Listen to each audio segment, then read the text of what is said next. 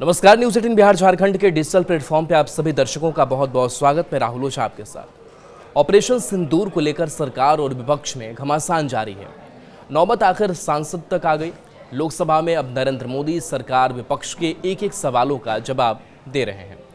कांग्रेस की अगुवाई में ऑपरेशन सिंदूर को लेकर सरकार को घेरने की तैयारी की गई, मगर कांग्रेस के एक दिग्गज और विद्वान नेता शशि थरूर को इस मामले में संसद में बोलने तक का मौका नहीं दिया गया। कांग्रेस के वक्ताओं की लिस्ट में थरूर का नाम ही नहीं रखा गया था। कुछ तो यहां तक कह रहे थे कि उन पर इतना दबाव था कि उन्होंने खुद ही सरकार पर लोकसभा में हमला करने से किनारा कर लिया। खैर, जो भी मसला हो, मगर इतना तो तय है कि कांग्रेस में कहीं कुछ तो गड़बड़ है, जो वह गांधी परिवार से इतर अपनी ही पार्टी के दिग्गज और पॉपुलर नेताओं को कमतर करने में लग जाती है। केरल की तिरुवनंतपुरम सीट से सांसद शशि थरूर इतने विद्वान माने जाते हैं कि कोई दूसरा सांसद शायद ही उनकी विद्वता पर सवाल उठा सके। नरेंद्र मोदी सरकार ने ऑपरेशन सिंदूर के मामले में विदेश भेजे गए जाने वाले कई प्रतिनिधिमंडल में से एक की जिम्मेदारी उन्हें सौंपी थी। थरूर ने अमेरिका समेत कई देशों में भारत का पक्ष बेहद सावधानी से रखा था। जब थरूर अमेरिका गए तो उनसे यूएस नेशनल प्रेस क्लब में एक सवाल पूछा गया था कि भारतीय सेना के पाकिस्तान के खिलाफ इस कार्रवाई को ऑपरेशन सिंदूर का नाम क्यों दिया गया।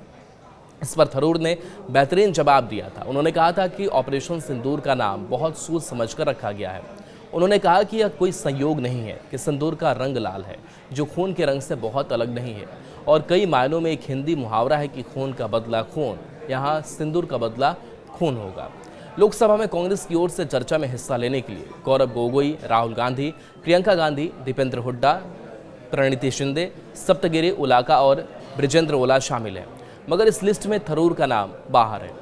ऐसे में क्या कांग्रेस थरूर से डर गई है, या उन्हें सरकार का इस मामले में समर्थन के लिए एक तरह से सजा दी गई है? जब थरूर ने ऑपरेशन सिंदूर का समर्थन किया था तो उस वक्त जयराम रमेश समेत कई दिग्गज कांग्रेस नेताओं को उनका यह कदम रास नहीं आया था। कई लोगों ने तो उन्होंने बीजेपी का चमचा करार दे दिया था, तो कुछ ने उन्हें मोदी का प्रवक्ता करार दिया था। ऐसे में सवाल उठता है कि क्या किसी राष्ट्रहित के मसले पर सरकार का समर्थन करना पार्टी लाइन से बाहर जाना होता है? ऐसा तो अमेरिका या ब्रिटेन में भी नहीं होता है। क्या यही स्वस्थ लोकतंत्र की निशानी है? सोनिया गांधी, राहुल गांधी और प्रियंका गांधी को क्या यह बात समझ में नहीं आती है कि उनकी पार्टी में चंद दिग्गज नेता ही हैं जो किसी विषय पर गंभीर चर्चा कर सकते हैं और जिनके पास अच्छी जानकारी भी है? ऐसे में क्या उन्हें यह समझ नहीं आता कि अगर पार्टी का यही रवैया रहा और दिग्गज नेताओं की बेकदरी ऐसे ही जारी रही तो पार्टी थरूर जैसे शानदार नेताओं को खो सकती है? बहरहाल, ये पार्टी का अंदरूनी मामला है, लेकिन सवाल कई ज़रूर उठाए जा रहे हैं। बीच में ऐसी खबर भी उठी थी कि थरूर बीजेपी में जा सकते हैं। जब 2004 के लोकसभा चुनाव में बीजेपी इंडिया शाइनिंग नहीं कर पाई तो उस वक्त कांग्रेस ने बाकी दलों के समर्थन से सरकार बनाई थी।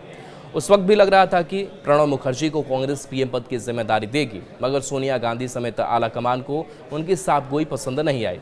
पार्टी ने तब सिर झुकाकर चुपचाप काम करने वाले मनमोहन सिंह को पीएम पद की जिम्मेदारी सौंप दी थी, जो सोनिया गांधी के सामने भी कहा जाता था कि नहीं बोलते थे, और इसको लेकर के लगातार सवाल उठाए जाते रहे और सवाल पूछे जाते रहे।